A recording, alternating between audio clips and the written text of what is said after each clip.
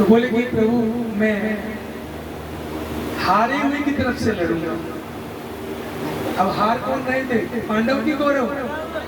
बोलो बोलो। भगवान ने कहा तुम्हारे पास ऐसी कौन सी शक्ति है भाई तुम जो हारे हुए की तरफ लड़ो? बोले पीछे देख रहे हो 3 बाण है। बोले इन 3 बाणों का क्या गुण है? बोले ये मुझे दुर्गा मैया ने दी जब मैंने तपस्या किया। और माँ ने कहा वरदान बेटा इन 3 बाणों से तू त्रिलोकी को जीत लेगा। एक से धरती, दूसरे से स्वर्ग और तीसरे से पाताल। तो श्री कृष्ण भगवान और अर्जुन ब्राह्मण के वेश में बात कर रहे हैं। भेद ले रहे कौन राजकुमार आ रहा है, दिव्य चेहरा तमकता हुआ तपस्वी। बोले हम कैसे माने?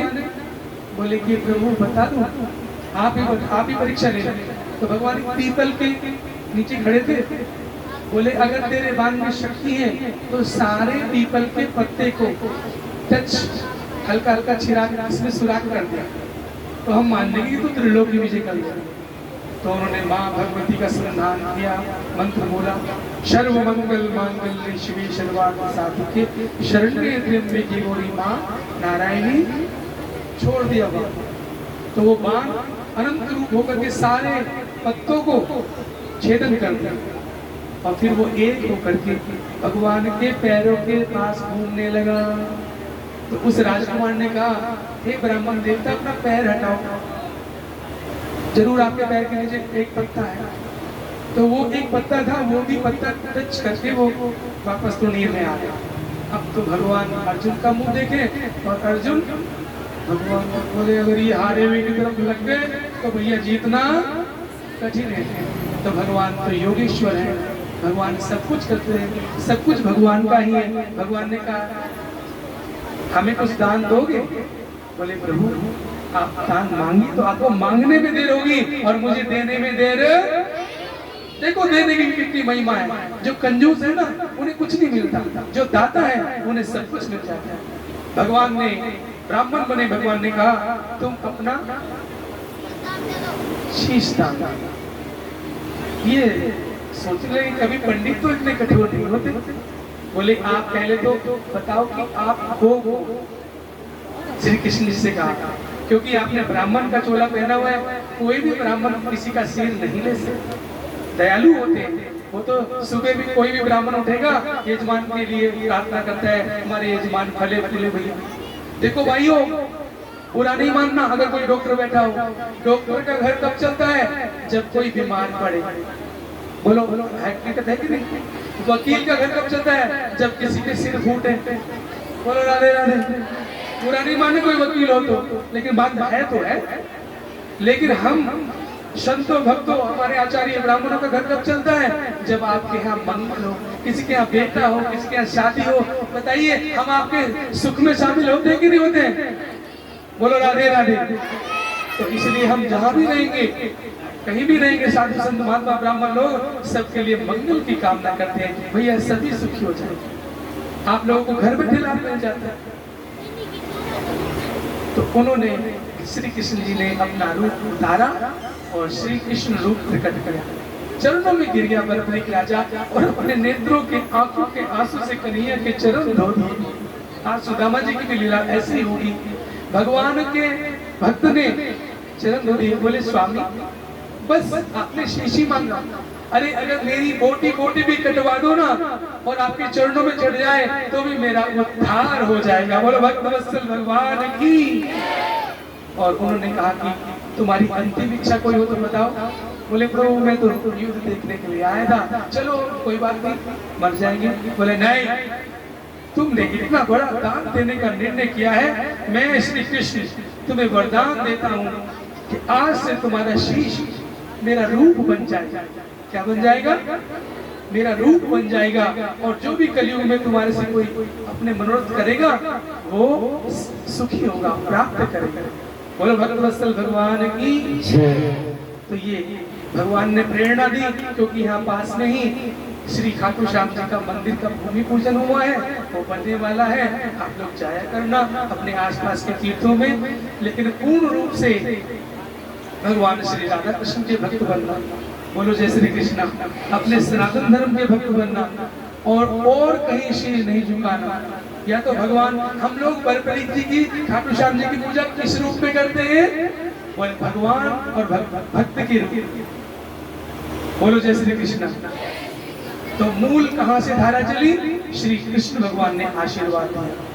तो अपने गोपाल जी की भागवत कथा आप लोग सुनेंगे, लड्डू गोपाल की पूजा करेंगे, और जहाँ वैष्णव हो, जहाँ संत हो, जहाँ हमें श्री राम और कृष्ण का चर्चा मिले, वहाँ जरूर जाए। बोलो जय श्री कृष्ण। जय श्री कृष्ण। तो ये मैंने निवेदन किया। सत्यजित ने उस मणि को भगवान को दिखाया, चिढ़ाया। भगवान को क्या चिढ़ाया? भगवान के चरण जहाँ पड़ते हैं वहाँ सोने चांदी बरस जाते हैं। तो इसने बात नहीं मानी। क्या परिणाम हुआ?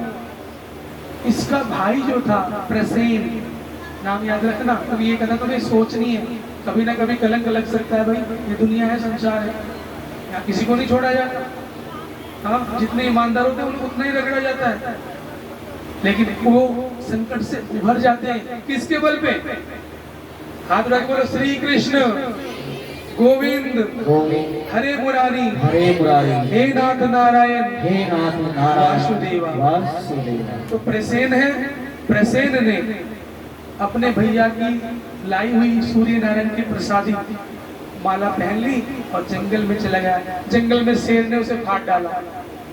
देखो, जब आप लोगों को प्रसाद मिलता है ना किसी महात्मा संत से, अगर वो कहे कि ये प्रसाद तुम्हें ही खाना है तो आप खाएं, अगर वो कहे कि भैया सबको बात करके खाना तो वैसे खाना।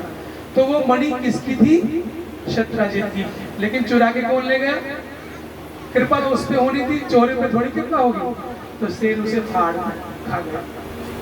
फिर एक रीछ आया, रीछ ने शेर को मारा और रीछ अपनी गुफा में उस मणि को ले गया।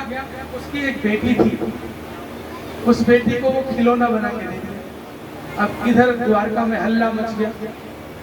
वो जो सत्यजित थे जिसके पास मणि थी, उन्होंने आके मंदिर देखा, सुना, बोले ए भाग्यवान इधर आ। तो जल्दी से तैयार हो गए। हाँ स्वामी, भोजन लगा दूं? अरे भोजन को मारा गोली। मेरी मणि कहाँ गई यहाँ पे? या मैं स्थापित करके गया था। बोले स्वामी मुझे तो पता नहीं, मैं तो घर के काम में लगे। बैठ गए, माथा पकड़ के बैठ गए। मैंने इतनी सूर्य नारायण की साधना की और मुझे मणि मेरी चली गई। रोने लगे, थाली लेके आई बेचारी, फेंक दी थाली। बोले मुझे नहीं खाना पीना, इतनी मेहनत मेरी बेकार चली गई। बोले अच्छा ये बताओ, पहले पानी पियो, ठंडे दिल से बोलो तुम्हारा शक किस पे? तुम मणि को लेके कहाँ कहाँ डोले थे? बोले और तो कहीं नहीं, मैं तो श्री कृष्ण को चिढ़ाने गया था। तो बस समझ में आ गया ना। अरे हमने सुना है वो बचपन का चोर है। हाँ, जब छोटा था तो मक्खन चुराता था, और एक बार तुमने सुना 5 साल का था, गोपियां नहा रही थी, उनके कपड़े चुरा लिए थे। तो तुम्हें नहीं विश्वास है कि उसने तुम्हारी मणि चुराई होगी? क्या कहा था कृष्ण ने? बोले वो कह रहे थे इसे अपने भंडार में जमा कर दो। चलो कोई बात नहीं, ये बात तुम अपने मुंह से मत लो, हमारे राजा हैं, द्वारकाधीश हैं, उनके यहाँ कोई कमी थोड़ी है। बोले नहीं नहीं, देखो सुनो, तुमने मुझसे तो कह दिया, ये बात किसी से और से बोलो नहीं कहेंगे। भाइयों तुम ध्यान सुनो, जो ये नारियां है ना, नारियां ऐसे कहती है, अगर किसी नारी को ये बोल दो ना ये बात किसी से नहीं कहनी, बस सारी बात छोड़ देंगी, वही बात बताएंगे। हाँ, इनका उल्टा पंथ है। बोलो राधे राधे, बोलो जय श्री कृष्ण। हरे कृष्ण हरे कृष्ण कृष्ण कृष्ण कृष्ण कृष्ण हरे हरे हरे हरे। आगे क्या हुआ पूछोगे नहीं? बोलो गुरुजी आगे क्या हुआ? आगे वही हुआ जिसका डर था, समझ गए? आगे वही हुआ, हमारे कन्हैया निर्दोष है।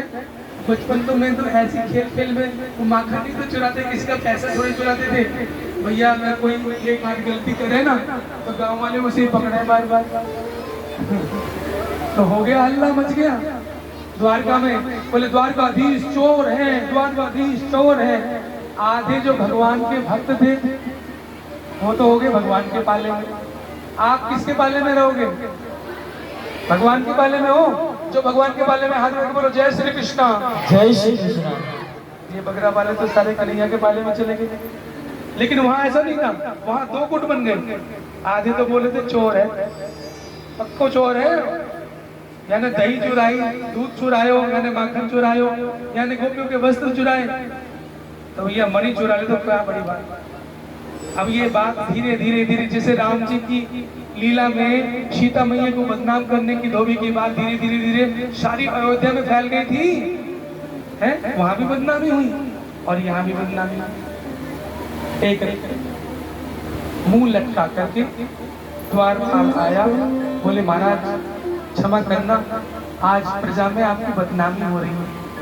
बोले क्या हुआ? भगवान तो मुस्कुराते रहते हैं, चाहे कोई बदनाम करे चाहे कोई पूजा करे, भगवान पे कोई फर्क बोलो बोलो नहीं पड़ता, ऐसे ही बनो तुम भी। हाँ, भगवान के भक्त हो तो भगवान जैसे ही बनो। बोले क्या हुआ तू निसंकोच तो बोल, क्यों मुंह लटका रहा है?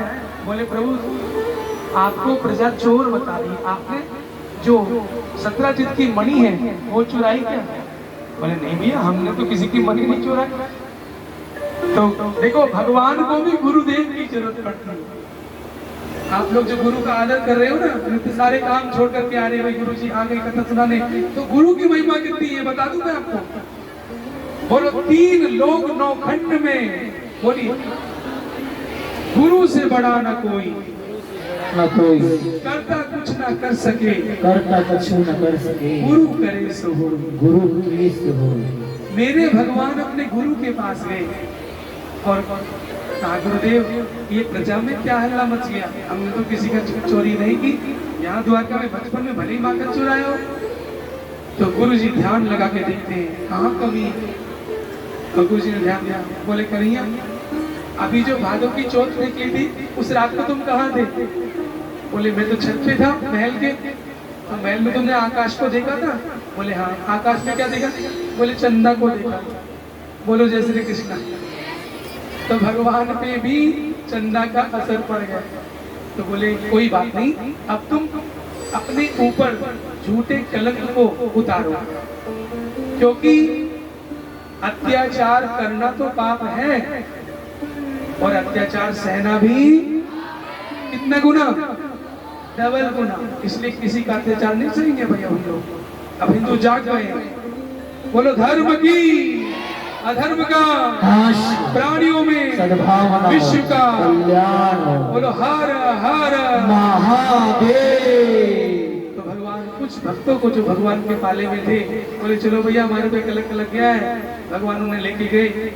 और आगे देखा तो प्रसेन मरा पड़ा, आगे देखा शेर मरा पड़ा, आगे जो है एक गुफा में वो निशान जा रहे हैं। कन्हैया उस गुफा में गए और गुफा में जाकर के देखा तो क्या एक लड़की उस मणि से खेल रही है। बोलो थोड़ी जगह दे दो भाई इनको भी, इनको जगह दे दीजिए बैठने को। बोलो राधे राधे। देखो जो वीआईपी आते हैं बाद में आते हैं और आगे स्थान चाहते हैं, कोई बात नहीं, देर आए लेकिन दुरुस्त आए। सबका हमें स्वागत करना है। जो भक्तों को अपना आसन छोड़ के जगह देता है ना, कन्हैया का वही मन में भाता है। बोलो जय श्री कृष्ण। तो अब आए हैं तो आप लोग इनको स्थान दीजिएगा, थोड़ा सा दिल बड़ा करके बिठा लीजिएगा। बोलो वृंदावन बिहारी लाल की। फिर पूछो गुरु जी क्या हुआ? आप लोग क्यों नहीं पूछ रहे? भाई लोग जानना चाहते हो आगे क्या हुआ? गुफा में मेरे कन्हैया चले गए और एक लड़की सुंदरी 16 साल की वो मणि को उछाल रही थी। जैसे यहाँ मेले में गेंद होती है और बच्चे उसे फेंकते हुए चमकती है लाइट, वो तो होती है गेंद, लेकिन वो होती सचमुच में हीरे की मणि। तो जैसे वो उछाल रही थी कन्हैया ने दौड़ करके अपना हाथ बढ़ा दिया और कन्हैया को देख करके उसके मुख से चीख निकल गई। अरे कोई पराया पुरुष आए हैं, थे तो भगवान, भगवान पराये थोड़े ही, लेकिन इसने चीख दिया पिताजी। और जो पिताजी कौन थे? रीछ महाराज। आते ही उन्होंने भगवान का स्वागत पता कैसे किया? हाथ का मुक्का बनाया और एक छाती पे मारा। भगवान कहने लगे भैया दम तो है तुम्हारे। अब भगवान देखो, भगवान ने एक घूसा मारा, दीवार लगा जाकर के, बोले उसका सर लगा दीवार में। उस रीछ का। तो रीछ भी उठा। अब भगवान को 2 घूंसे मारे, भगवान ने 4 घूंसे मारे। ऐसे करते करते पूरा दिन बीत गया। क्या होती रही पूरे दिन? लड़ाई। आप में हुई कभी 24 घंटे लड़ाई? देख लो भगवान में कितनी हिम्मत है। फिर सुबह हो गई, रात को भी लड़ाई चलती रही। सुबह ब्रह्ममुहूर्त हो गए, कोई सांस भी नहीं ले रहा, कोई पानी भी नहीं पी रहा। भगवान उसको मारे नीच को, और नीच भगवान को मारे। ऐसे करते करते 1 दिन नहीं, 2 दिन नहीं, 10 दिन नहीं, पूरे 28 दिन हो गए। बोलो राधे राधे।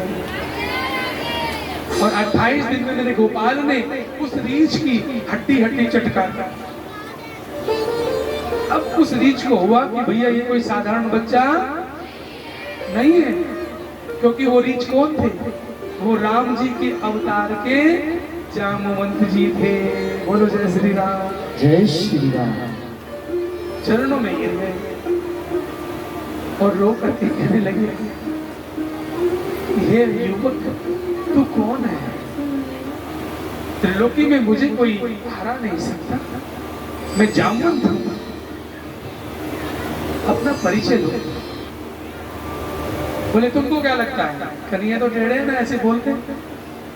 बोले मेरा परिचय मुझसे क्यों पूछ रहे हो, तुमको क्या लगता है? तो वो देखने लगा, चरण देखने लगा। चरण, बोले चरण तो कुछ जाने पहचाने से लगता है। हाथ को छू करके देखा, ये स्पर्श तो कुछ याद आ रहा है, मैंने कहा स्पर्श।